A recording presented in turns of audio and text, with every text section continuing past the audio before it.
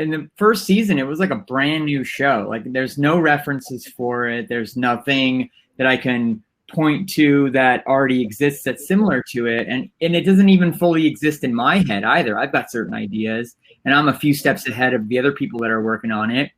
But a lot of it was just figuring it out together in the very beginning, at least. Now, not so much. I think now it's like we kind of got to, we've got a bunch of episodes finished. The full season is kind of done. So now as we're making episodes, we can point to something and go, okay, now we know what the show looks like.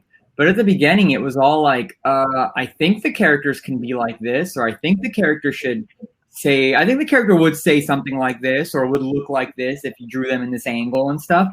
So a lot of that was just poking around and figuring out, figuring it out together.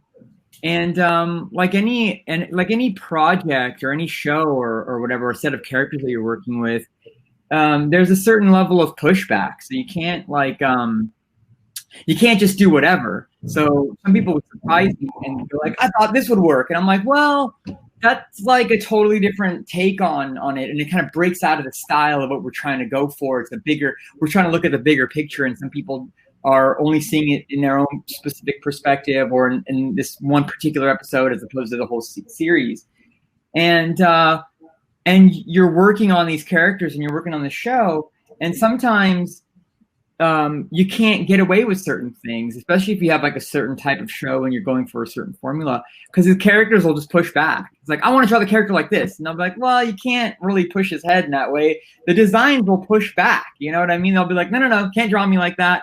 Or if you write weird jokes, or if you throw in a weird phrase for one of the like, if you have like this, the curmudgeon-y character, and they say something goofy and weird, and it's like, well, that doesn't work. So the character will just push back. So it's kind of like you kind of go with the flow of what the show is wanting to be and where it needs to exist.